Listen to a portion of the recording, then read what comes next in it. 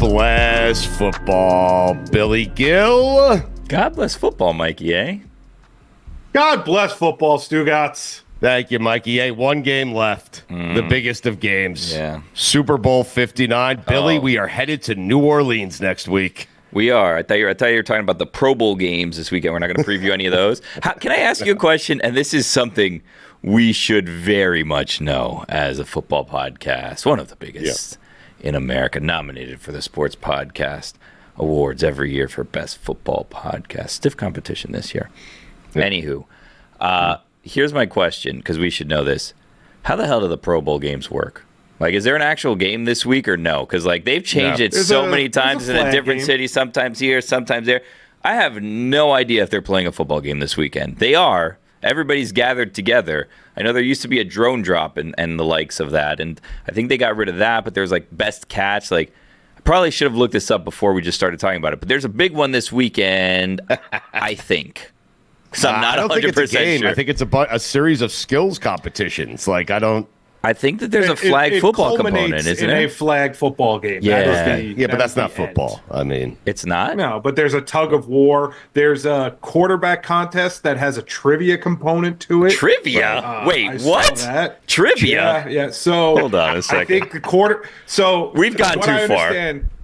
Yes, the quarterback has 30 seconds to throw at targets, but gets 10 seconds added if one of his teammates, now actual teammates, so like C.J. Stroud and Nico Collins are doing it. I know that for the AFC. This sounds like field day. day. So Nico Collins gets something right in the trivia, he gets 10 more seconds. Hold on a second. Hold on a second. This very much. Thursday night at the local pub? I mean, what are we doing? No, Fuentes told me, and he's exactly right. This sounds like field day at school is what this is. Exactly. Like, they have to pay a little bit extra, then they wear matching shirts, they don't have to wear a uniform. Like, what's going on here? This is ridiculous. In my field day, it was red versus blue, and purple always won. Why are we doing that? I don't like that at all. Purple always won, red versus blue. There was no winners. What was even the point of it? I mean, I guess you could argue what's the point of the Pro Bowl, because this is. Well, yes. I mean, this seems. And J.J. Watt got all upset saying, "Hey, when you're a fifth alternate, like, we have jumped the shark on the Pro Bowl." And I'm like, fifth alternate. Well, I mean, Russell Wilson is going. Well, Russell Wilson is playing. Like, no, he's not. Come on, guys. Playing what? That's who he was railing against. That's who J.J. was railing against. Yeah. Hold on a second. Josh Allen is not going to the Pro Bowl. And by the time they got down to the alternate, I believe Russell Wilson is going. I saw somewhere, I think that it was Pat McAfee was saying it, that if you are a Pro Bowl alternate, so you are selected now because everybody's backed out or whatever, and you make it to the Pro Bowl as an alternate, you don't get contractual Pro Bowl bonuses. Like, you need to be like on the first batch of Pro Bowl selections to earn Pro Bowl money. If not, and you have, like, in your contract making a Pro Bowl as a bonus, if you're added as an alternate after 600 people have said no, you don't get that in your contract, which seems crazy to me. It does. It seems like a terrible job by the agent. Well, I mean, I guess also, like, by the end, every single person in the NFL has made the Pro Bowl because so many people back out every year. But that was pre-trivia. I have some sad news for you guys. Sad news? Yes, sad news, as we're covering something the Pro Bowl. sadder than the football season ending? Or Well, yeah, so turns out last night, Thursday night, was the skills showdown for the Pro Bowl, so we missed that. But good news is Sunday, Pro Bowl Games Championship. So 3 to 6, you can watch that on the ESPN network, family of networks, ESPN, ABC, Disney XD, all of those. They're going to have all of that stuff, so. Let's be honest, Very before exciting. they installed trivia into the proceedings, it never really was a football game. I mean, they were never playing a football game Pro Bowl weekend, Billy. Yeah, it was two-hand touch. I mean, it was nothing. No one cared about dude, it. Yeah. There was players. There was players that were out there for some players, hits. Sean Taylor. Yeah, Sean Taylor was knocking punters out. It was not two-hand touch. Right. Yeah. Yes. Sean Taylor made sure to play every Pro Bowl that he could. But it's been a long time since Sean Taylor's been with us. God rest his soul. May he rest in peace. But like since then, listen, give me someone else. You name one name. Can I say what I think the downfall of the Pro Bowl was? And hey, Super Bowl's coming up. We'll get to that a little bit later. Can I say what I think the downfall of the Pro Bowl was? And I don't know why this happened. And I think that it also leads to why so many people back out. Maybe not. When we moved the Pro Bowl out of Hawaii, it just felt different. You know what I mean? Like every year it was Hawaii. It was like, you know what? I'm going to go. I'm going to bring all of my family and hangers on, and I'm going to spend, my entire annual salary in getting all of my friends and family to go see me participate in the Pro Bowl. And then Hawaii was incentive enough for these guys to want to go. Well, then they started making it cute, and it's like, let's go to Orlando, let's go to Las Vegas, let's go to Disney, exactly wherever. And it's like, guys, no one wants to respectfully, to the great city of Orlando. No one wants to go to Orlando for the Pro Bowl. Yeah, you're gonna go to Central Florida when before the option was Hawaii, like Honolulu or Kissimmee, Florida. Like, come on, what do we think is gonna happen? Build up to Orlando. You don't build down to Orlando. Once Hawaii's there, you can't scale back to Orlando. You know what I mean? Once you've reached Hawaii, there's no turning back. There's no turning back, and that's really, if you ask me, one uneducated person on the circumstances here, that's what killed the Pro Bowl. How many jobs did the NFL save in their budget by downgrading from Hawaii to Orlando? Like, we don't have to buy round trip airfare or nothing for any of that stuff. Now, guess what, guys? Everybody's going to keep their job, but you're not going to Hawaii. You're going to Orlando. You know what? I wonder if the players' union played a role in this, because so many players were like, guys, we got to get out of Hawaii. Like, I cannot say no to my mother-in-law and my cousins and everyone else. And like, one selection to the Pro Bowl is costing me $400,000 by the time my entire family makes it there. And I cannot afford to go to the Pro Bowl anymore. I'm throwing games. I'm not playing well. I don't want to be selected, because if I'm selected, I can't tell them, no, we're not going to Hawaii. I can't not accept it. I have to accept it. I can get an Airbnb in Orlando, one of those houses with 8 bedrooms. It has like the Disney princess theme, the arcade and a garage, the pool table, all of that stuff. There's a Harry Potter room with bunk beds for all the kids. Like, I can pull that if we get that. Like, we can move to Orlando. I can fit 15 people in one house for, a week. That's fine. Or I can very much, again, I can convince them we don't need to go to Celebration, Florida for a week. You know what I mean? Like, we can go somewhere else. Let's go to, Atlantis in the Bahamas. Still cheaper than going to Hawaii with 600 That's too people. Nice, Billy. You know what I mean? That's too nice. Too many people are going to want to go. I think you're right on Orlando. I do. I think they got together and they said, let's pick a city where no one wants to go. Well, not that no one wants to go, but no one like, wants to go there. let's pick a city where we can very easily convince people, maybe we take this year off. Maybe it's not the biggest deal in the world. We're not going to go to Orlando, but we're also not going to Hawaii, and you take your family somewhere in between. Yeah, that's what I'm saying. You can skip it, and then you just go on a family vacation. But then it's also like, well, we don't take our cousins on a family vacation. Like, we don't take our aunts and uncles on a family vacation. That's not necessary. We don't need to do all of that, right? So then that's how you also. I'm pretty sure the players' union was involved. I don't know this, but I'm pretty sure players' union was involved. I love that the foundation of your argument is that a bunch of NFL Pro Bowlers are afraid to tell their mothers-in-laws no. Yeah, of course, everyone is. Everyone is afraid to. You be the guy. I don't disagree with you. Come on. I don't disagree with you. Wait, Mikey, but that's the foundation of your argument. It's the ramifications of telling exactly your right. No. I get it. I totally understand. Like, I picture like scary dude from the Hawaii, James Harrison being like, no, I can't tell my mother. Exactly right. I'll pay $400,000 and not have this conversation. I'll pay $400,000 because it's going to take. Yes, she does need to sit first. It's a year of arguments. By the way, today's episode of God Bless Football is presented by DraftKings. DraftKings, the crown is yours.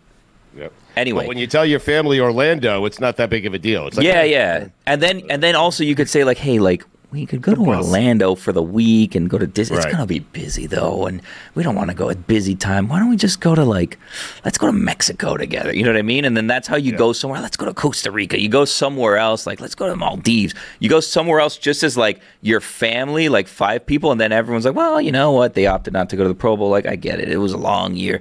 James is probably beat up. James doesn't want to go and play ring toss or whatever it is that's going on this year. By the way, Stugotz, Mikey A. Also presented by Smirnoff. We do game days. Please drink responsibly. The Smirnoff Company, New York, New York. This has been described by many people who are attending as the walking Super Bowl. because of the proximity that everything is. I'm excited about that. Yeah. I was too, until this morning. What happened? When I fell off of a curb taking my daughter to school and sprained my ankle terribly. And you can't see it, but I'm sitting here with it all wrapped up in ice on it. And I'm really? Can you put it up? Can you put it on the table? Well, I can just show you. I can show you what I'm working with right now, which is just this situation is going on right now. Hey guys, I'm the third alternate for you if you need someone else to fill in. Well, you're not getting your Super Bowl bonus. I hate to tell you the way contracts work.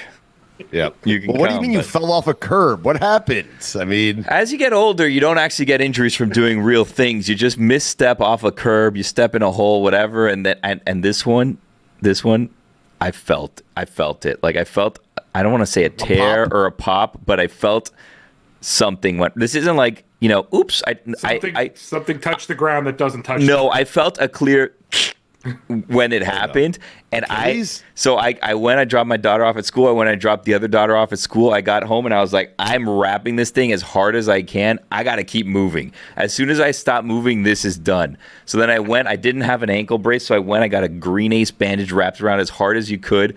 I then stopped by, got an ice pack, just slid that in there, drove into work. As soon as I parked and I was walking across the street, oh boy, I felt it. And I know as the day goes on, I'm going to feel it because I still haven't taken like an anti-inflammatory or anything. So this sucker is swelling and this ice pack is hot now. It's going to be a fun week next week. Are you thinking like stress fracture? Are you thinking Achilles? Is it a grade 2 ankle sprain? Like, what are you thinking here? I don't. Questionable for New Orleans? No, he's a lot. New Orleans is happening. He plays with pain. Listen, this probably ends with me in urgent care just to get like the meds that I need. But like, I'm going come hell or high water, and maybe I'll be wearing Crocs all week because shoes won't fit. But we're doing this thing. Right. Want to talk to Golic? There's a spot for Mikey. Mikey has to carry you now from station to station. Wow. No, I'd rather stay home. I'd rather stay home. Thank you. I'm good. If this was a regular season game, Billy might be questionable. But yeah, Super Bowl you play through. Real ones play through it. Yeah. I'm going to play through it this episode, too. You want to get to Golic here or Chris Sims? We're going to have Golic. You know what, Billy? I call this week getting back to basics. Oh, BTB. Yeah, it's the week before we go down to, or go up, in our case, to New Orleans. It's a great city for a Super Bowl, I've been told. I've never covered one there, but I'll be interested to get Golic's thoughts because, Golic loves food. So that means he loves New Orleans because New Orleans is known for its food. While Golic is there pushing diabetes medication, which is fantastic. This is what I love Super Bowl for, because Mike Golic is there shoving stuff into his mouth, and then he's on Radio Row promoting diabetes and how to prevent it. Anyway, so Mike Golic is going to join us next.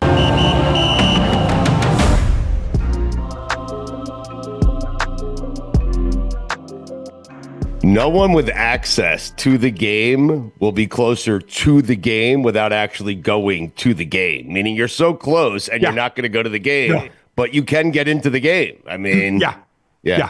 I will not. No. No. I will be in my hotel room, either with my son Mike or alone with room service. Yeah. And enjoying the commercials, enjoying the game, enjoying laying down and watching the game. After a long week of pitching products. Pitching products, going to different events, doing the show every day, all week. Yeah, it's as you well know, it's a long week. Again, I'm not complaining. No. You get to go cover the Super Bowl, but yeah, it's a long week. Mikey A., could you sleep so close to the Super Bowl with access to the Super Bowl and not go to the Super Bowl? I could. My only problem with what he said was the room service. Like, Mike, New Orleans is a food town. Like, let's not just do room service. I will be there. I will be there 7 days previous to the Super Bowl.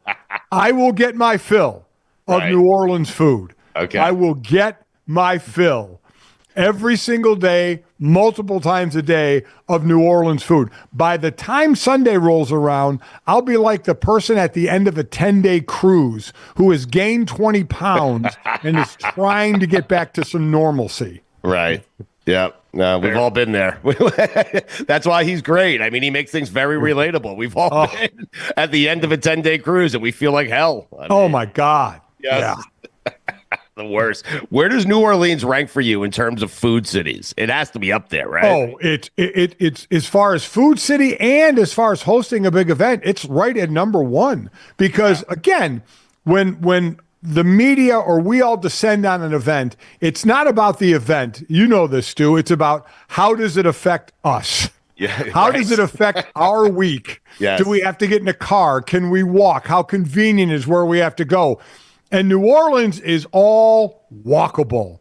You don't have to get, I mean, I'm staying in a hotel that's connected to the convention center. So every day I just walk down a hallway, Radio Row, do the show, and I'm about a 15, 20-minute walk to the quarter to go get all the food that I want, to the events that I'm going to go to.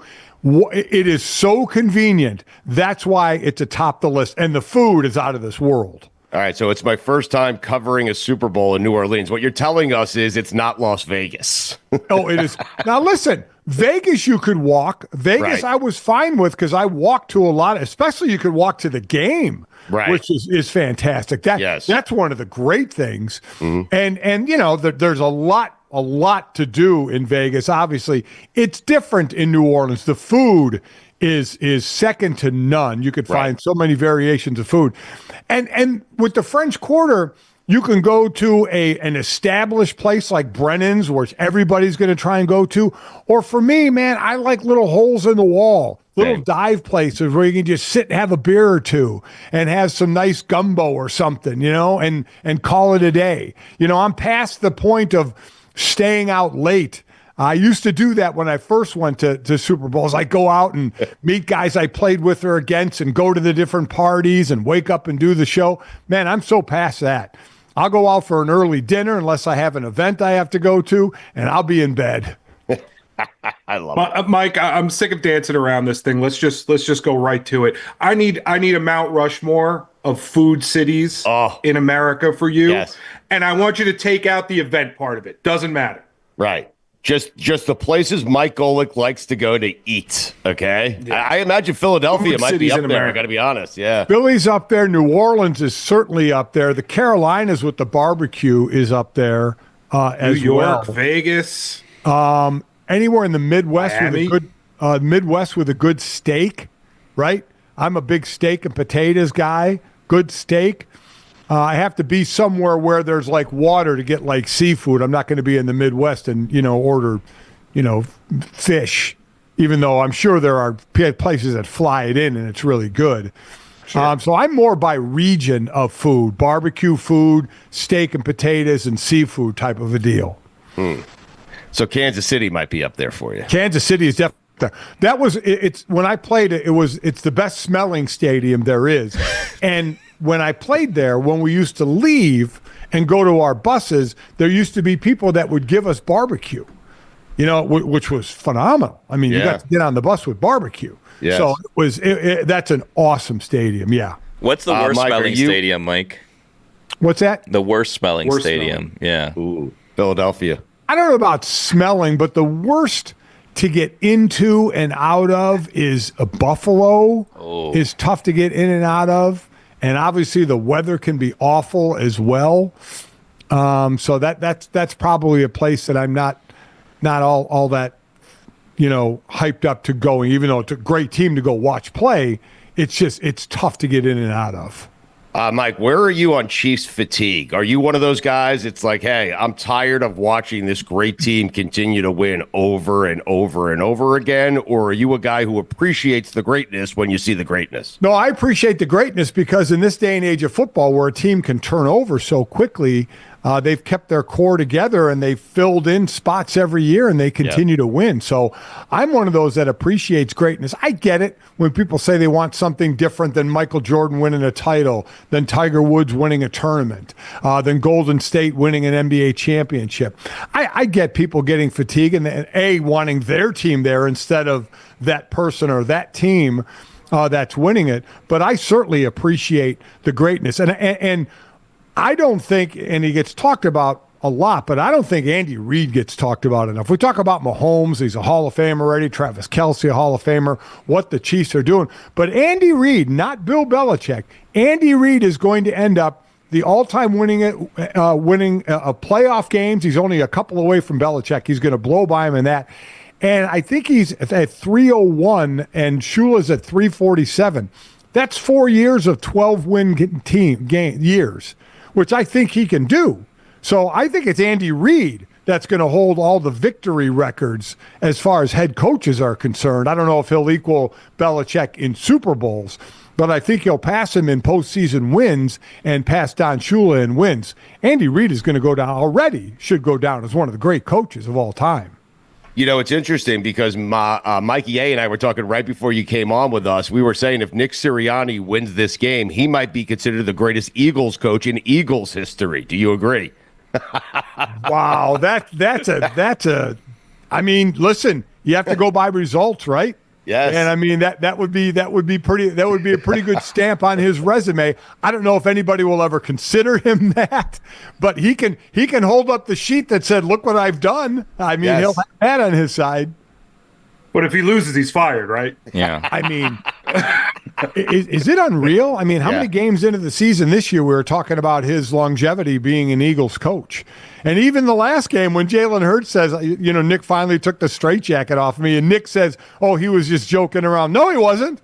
No, he wasn't joking around. Nope. I mean, this is a team, but listen, Jalen not happy with the passing game. Listen to what Pat Mahomes said after they won the Super Bowl back-to-back. He said he wasn't satisfied with the way the offense played, right? That the defense was playing better, and he wanted that offense to get back to the powerful offense.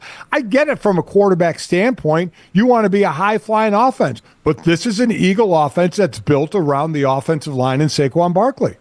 Yeah, it is. It's a great offensive line. Mike, it's such a fascinating game from this standpoint. I think you would take the Eagles' offensive line, defensive line, linebackers, probably secondary. You would take everything Philadelphia except the coach and the quarterback.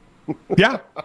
And listen, like I picked Buffalo against Kansas City, I'm going to pick Philadelphia against Kansas City. I think Philly is overall the better team, save for, like you said, the coach, which the play calls that Andy Reid pulls out, the roll right to get a first down on the last drive, and then that 3rd and 7 where he had motion trips to the left Pat Mahomes could tell it was man coverage. Then all 3 receivers ran crossing routes, and Samaje Perine ran out to the left, and the man covering him just got caught up in a 6-person wash, and Perine was wide open to catch the ball and run for the first down. That's just incredible by Andy. But I like the Eagles. Right. What a great game it was the last time, except for as a former defensive player, seeing a 38-35 game what was a little rough, even though it was fun to cover, that's for sure. But I like the Eagles in this one. Right, Mike, but this is your dream Super Bowl. You have Spags versus Fangs. I mean, wow. I mean, it really is something else. I mean, but Spagnuolo's already a D coordinator with the most Super Bowl rings. He can add a 5th. He can add a 5th as a D coordinator.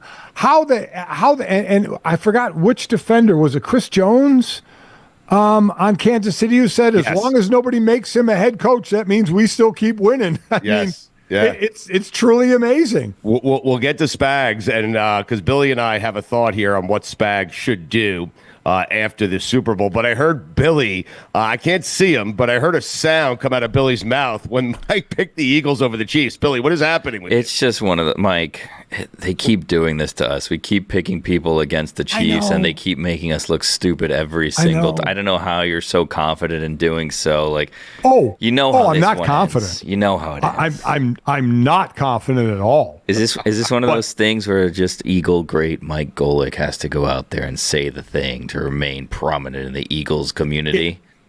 It has nothing to do with that. His friend is Andy Reid. Well, you know, because some friend, we haven't spoken to him all year. Some friend, Andy Reid. Where's he been this year? Jeez, I think the guy's too busy winning. Exactly right. Andy Reid will be joining Mike Golic and I and you, Billy Gill, and Mikey A. He'll be joining us at some point here. Don't worry about it. We'll see. Yeah.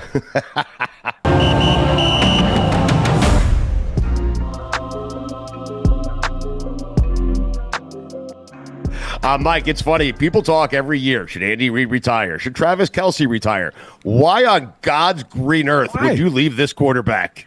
It's amazing how people tell when Jerry Rice wasn't going to be with the 49ers, don't go to another team, retire.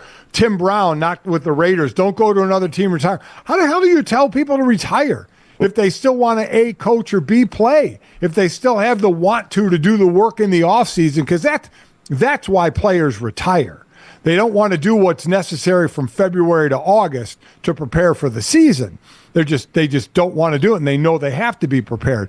But if you're willing to put in the work, why the hell wouldn't it? Look at Pete Carroll, he's 74. Right. Andy Reid, 66. Andy Reid has more than a few years left in coaching as long as he wants to. Same with Travis Kelce. I mean, to me, it's ridiculous to try and force somebody to retire if they still have the want to do it. But Mike, the larger point is you don't leave this kind of guy when you have this kind of guy. He's just going to keep putting rings on your fingers. I mean, it's just a run that you stay on. Again, the core stays together. You fill in the ancillary spots behind that, and you just keep winning. You ride this for as long as you can. Absolutely. Mike, did you feel bad for Josh Allen last week? I don't feel bad for professional athletes in the sense, oh, wow, I feel he is like those that got caught up in the Tiger Woods era, those that got caught up in the Michael Jordan era. It happens, right? You can be great, but if you get caught up in the wrong era, there's not a lot that you can do because Josh Allen has played well. He didn't turn the ball over this year like he has in the past, right? Mm-hmm. And they just, I mean, you literally have to keep the ball out of Pat Mahomes' hand on the last drive. And whether it's A, to score points, or B, get a first down to run the clock out. Because Andy Reid is going to go for it. Andy Reid isn't going to run the ball 3 times and punt. No. Andy Reid is going to try and keep possession of the ball because that's the way Andy Reid works. And you have a quarterback in Pat Mahomes that can get it done. So, no, I don't feel bad. I mean, I don't. You just got caught in the wrong era. Not to say that it can't happen next year for Josh, but man, it's got to be mentally. Physically, guys are all prepared to play, but mentally, you just have to wonder when you get into the playoffs against Kansas City. It's like, okay, what happens this year? How do we lose this year? What goes on this year? It's just got to be brutal. How do you feel about Sean McDermott? Do you think that he's keeping Josh Allen from the Super Bowl? No, I mean, again, I don't think so. I don't think so. This is like I remember Marty Schottenheimer took the Browns to a couple of AFC Championship games and got fired. I mean, right.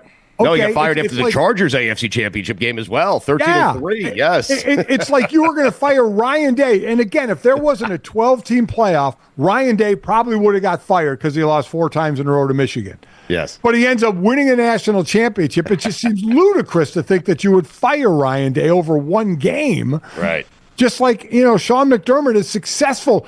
Who are you going to hire that you say, yeah, that person is going to get us over the hump? I'm glad you asked. Spags.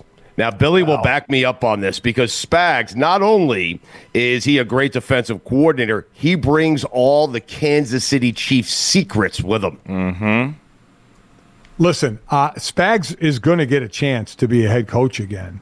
I would really believe, but again, you don't know how somebody who's been a lifer coordinator is going to be as a head coach, right? You just don't know. Right. Well, with him, we do know, and it wasn't very good. Yeah. But it's not to say he wouldn't be good his second time around. This is just about secrets. Yeah. Exactly. I mean, you had a stint, obviously, as a head coach. I get it with the Rams from 2009 to 11, I think it was. So you have a bit of history there. But I do think it would be stunning, I guess I would say, if he doesn't get a shot again. If in fact he wants a shot again, and he's 65 years old. So who knows? I don't know what's on his mind, Mike. And I don't want to rub salt in your wounds here because we're now a couple of weeks removed from this situation. But you told us great run by Notre Dame, obviously historic run. What a season. You told us a couple weeks back that you would not be coming down to see them at Hard Rock Stadium because of the bad memories that you had from when Notre Dame lost the national championship to Alabama down here in Miami.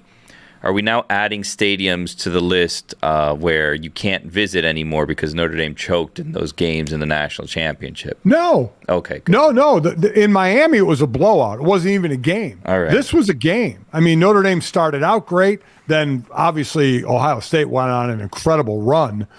And then Notre Dame made it a one-score game in the fourth quarter, made it somewhat exciting. So, no, that was only because it was just an absolute destruction in Miami. So, no, I'd still go to Mercedes-Benz in Atlanta for sure. Yeah, because we're running out of major stadiums here, you know.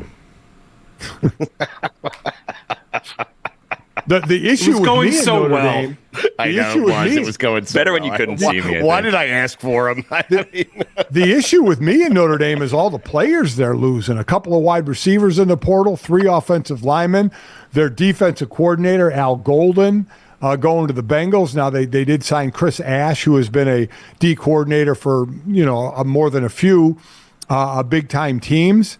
But their GM, who obviously every team has a GM now, went from Notre Dame to USC, so they need a new GM. So that's what happens when you're successful. You get poached, and Notre Dame certainly got poached. Mike, do you think Jason Kelce is enjoying this? Oh yeah, I mean his former team is in it. His former team isn't. He can't lose. If his former team wins, he's happy. Right. But I think he's more happy if his brother wins. So, No, but Mike, I mean from this standpoint, there are he's been retired for 1 year. Yeah. And you would think the offensive line would suffer without one of the all-time great centers, but they have actually gotten better, and Saquon Barkley has had a year for the ages, and I'm wondering if Jason Kelce says to himself, hey, I should have waited 1 more year before I retire. Yeah, I don't know if his body would have held up. I mean, that's the one thing he can always lean on. I don't know if my body would have held up because, Cam Jurgens comes in as a Pro Bowl center.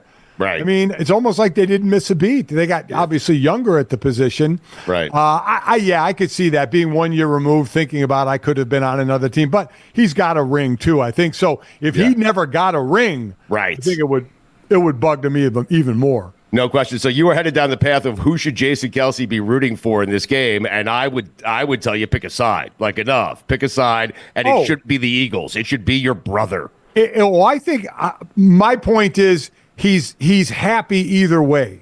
If the Eagles win, it's his former team winning. If the Chiefs win, it's his brother winning. To your point, yes, I do think he should be, and he can root for who he wants. He's his own man.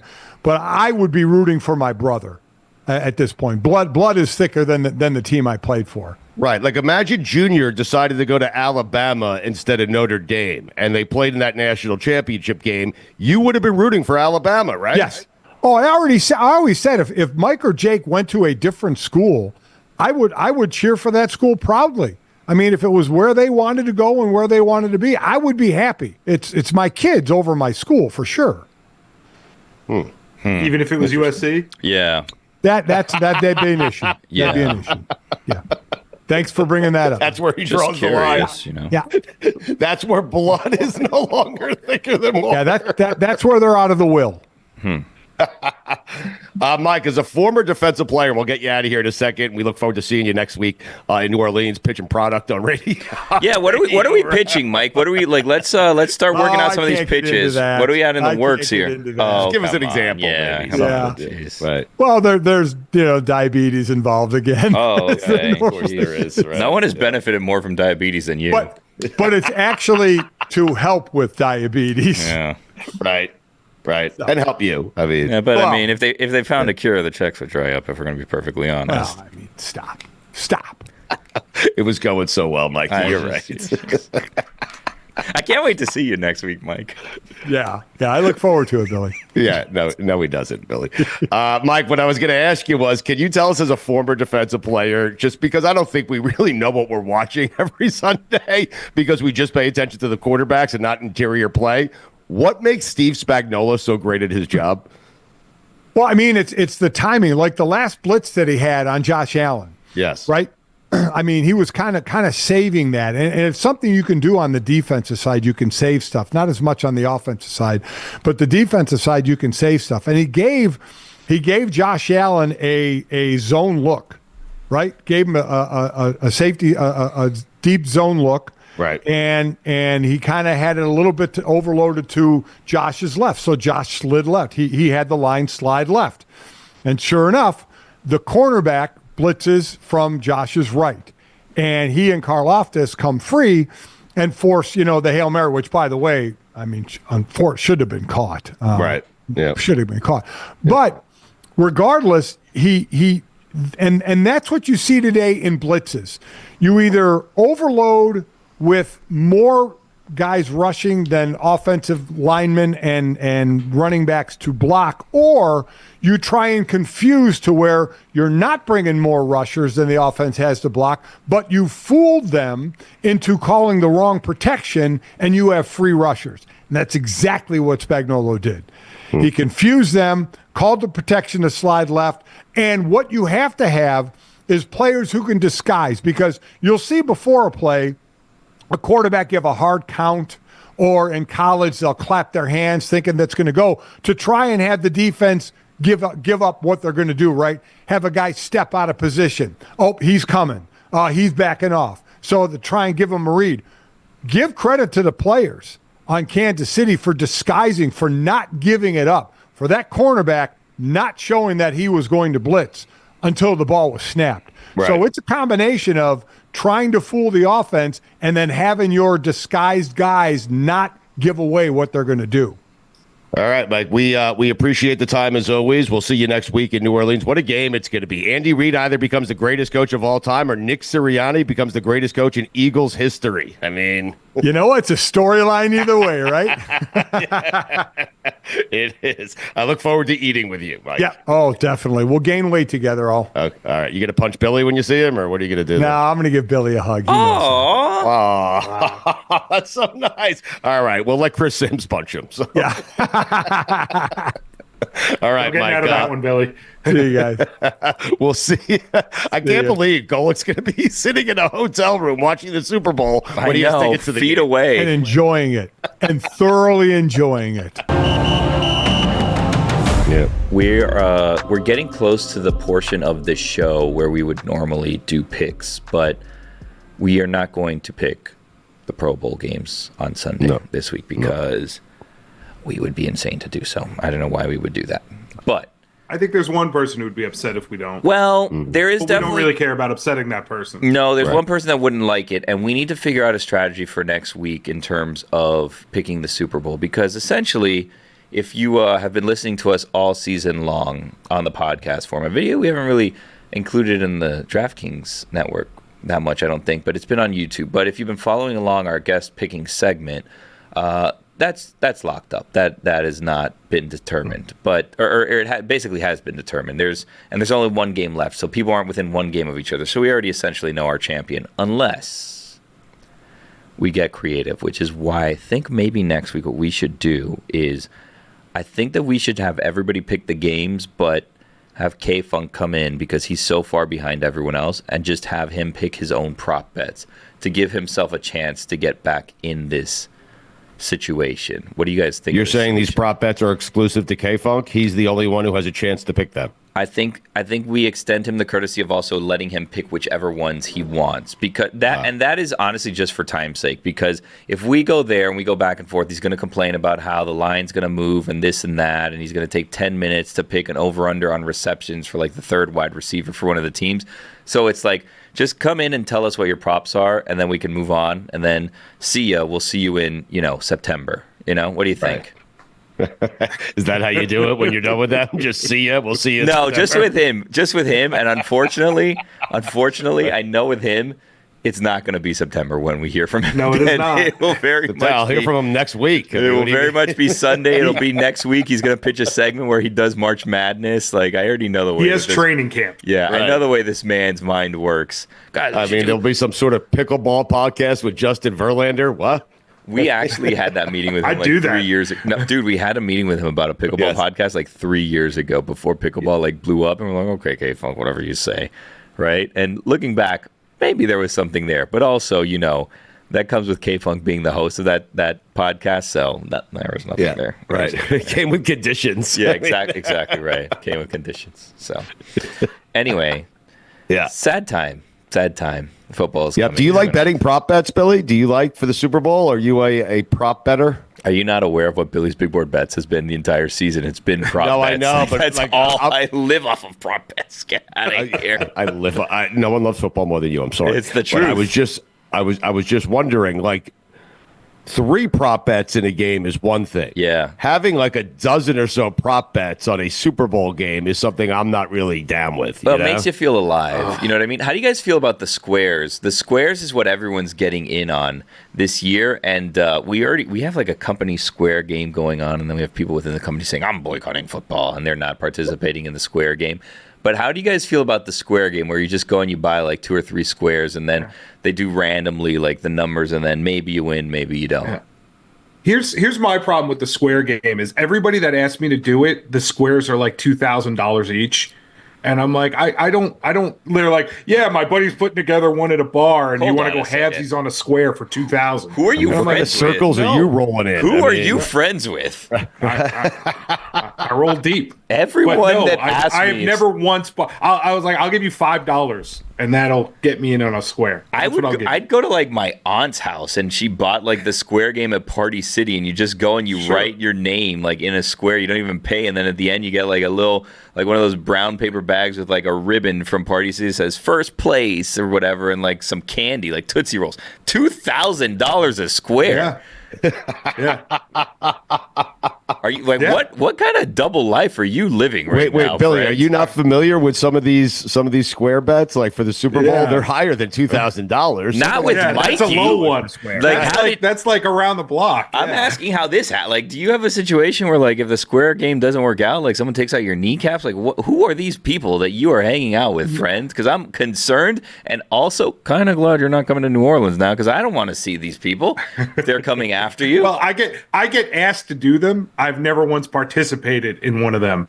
They just all assume that I would be in because I do like to throw a few shekels on a game. I mean, a dozen prop bets in a Super Bowl. That's my gravy right there. But, a dozen $10 bets. A dozen. Dude, like a dozen $5 bets, like $70. Like that's manageable. But I mean, who am I doing this show with? Who are these people? Yeah. What do you mean? I'm in one. I'll get like 4-8. Do you guys 4-8 for $10,000? $2,000 exactly. Do you guys 4 and 8? 8's not bad though. It's not terrible. It's 4's not terrible. bad actually. Right. Do you guys? It's the 5 you don't want. Last year, 5, 2. Do you guys remember last year we had a game that we were all gonna go in on together and put money? I don't remember what the game was, but like Carl was gonna go in and Share Bear was gonna go in and Kate and we were all gonna make like a group bet together. Yes. And it was like, Michigan. It was Michigan, Iowa. It was the under half a point for Iowa in each half. That was exactly what I remember. And then it hit. But somebody didn't actually place the bet. Well, also no one paid, so we were fine. It wasn't a thing where like I sent someone money, no one placed the bet, and then all of a sudden, whoops, I forgot. Like no one placed the bet, but also once it hit, I was asking. But I paid. But we were also committing like a lot of money to this, and I was like, I think it was like $1,000 each. I'm like, I am not giving you $1,000. I'll cover it. Yeah, I'll cover everyone. I got everyone. Well, I'll tell you. Speaking of me covering stuff, if you want to get into one of these Super Bowl boxes, I will pay the $2,000. Me and you, 50-50. How about that? Let's do it. Done. That's it. Really? That's a great. Yeah, why wouldn't he take that deal? We split it 50-50. You put all the money up. No risk. What is he? I'm doing it for no Mikey. risk. This is for Mikey. I'm doing it for Mikey. I'm going to buy one for myself and one for me and Mikey. You want in, Billy? No. I mean, you're doing one for yourself and Why one for Mikey. Why would you want in? Because I'm not involved in that. You're doing one for yourself and one for Mikey. I'm not in that. That's it. I might buy a third box for me and you. No, I got it. I'll let you guys have this one because I don't want to run into a situation where the people that Mikey, is in these circles with, the ones that go after the kneecaps, come. You pay the $2,000 beforehand, so like there's no kneecaps coming. Ew. I would have to break kneecaps if I don't get the money afterwards. Here's the thing about that is that I think that this might be one of those situations where Stugotz's name brings a certain gravitas to the scenario, right, where they don't know that he's not going to pay. So they come in and they're like, yo, he's good for it. He's Stugotz, ESPN, blah, blah, blah, all this stuff, Meadowlark Media. He's good for it. We'll just, and Stugotz like, yeah, buddy, I'll give it to you next week. And then when nothing comes in, then it's like, well, Billy, we're 50-50. Or, Billy says he was going to cover this one. And then they're coming after my kneecap. They're not going to give me a box unless I pay up front. Can I bring you guys in and now? a book. Now that the football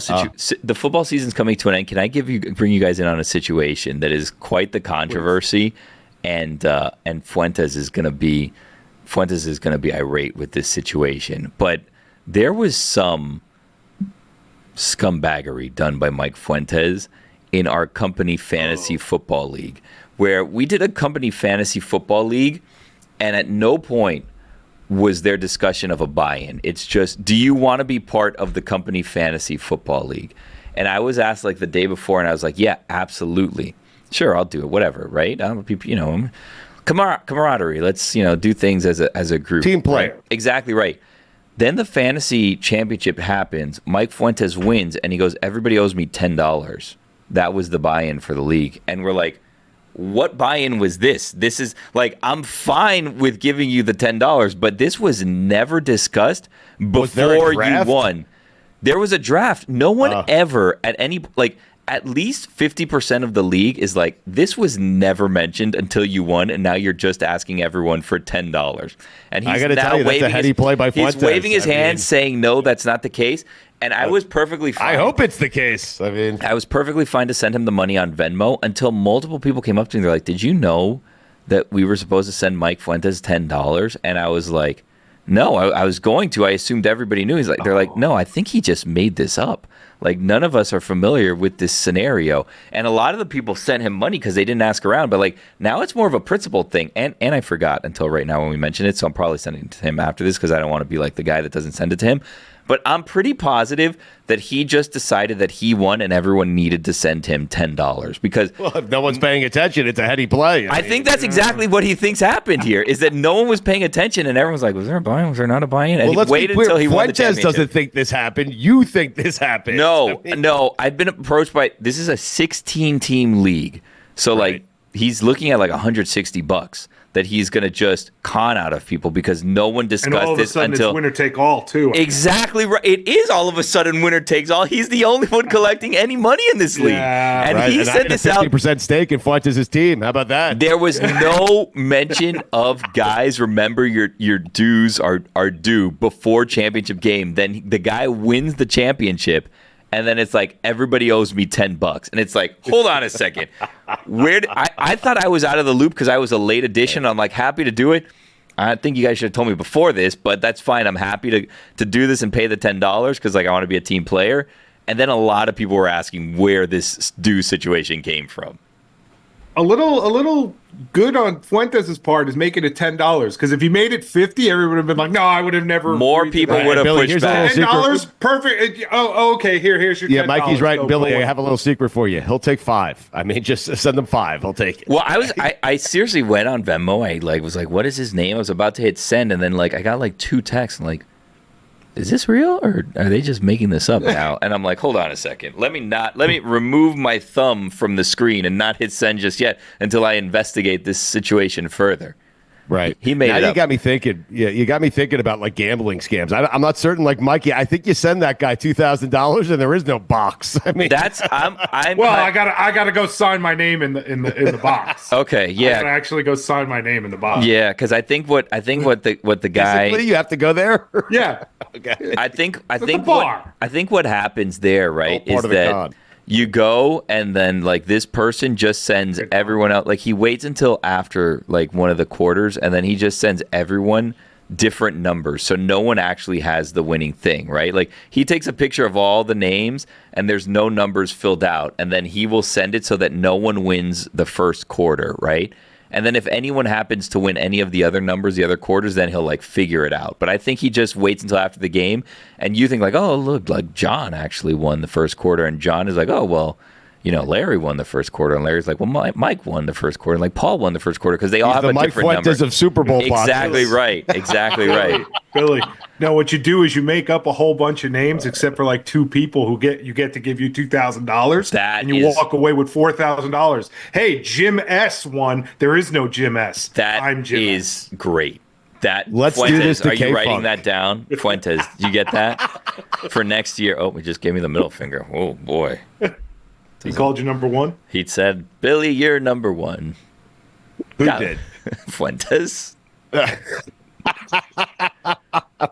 Billy, how do you feel about doing this to K-Funk? Some sort of Getting him to Super Bowl box scheme. Getting him to buy in, and then Yes. we can have him pick it. We can send him a real thing, but it's all just other made up people. And then on the off chance he wins, he just wins his own money back. He wins his own money back. Yeah, but the chances are he's not going to win.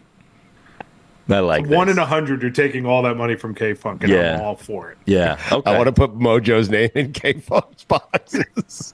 Ooh, I do like we have him fill it out and we send him a copy of it, and it has like all of the numbers and he thinks he has these boxes, and we're like, oh guys, sorry, we updated it, and then we send it him and Mojo has all of his boxes instead of him. You know what I mean? Or whatever wins, Mojo's in those boxes instead of K-Funk. You send him the picture of the boxes, and there's 2 K-Funk boxes, and the rest say Mojo. I like that. Here's the other thing, by the way. When we say stuff like this, people assume that we're intentionally out to get him, and that's why he had a bad season, and he fully believes that. We have done very little to actually get him throughout Absolutely the season. nothing. Almost We've done nothing nothing. to get him. I mean, don't get me wrong. We are He's done leaning this all on his into it own. when he accuses us. Yeah. He's bad at picking games. We have done nothing to screw this guy over the entire year, but he's so convinced that we are.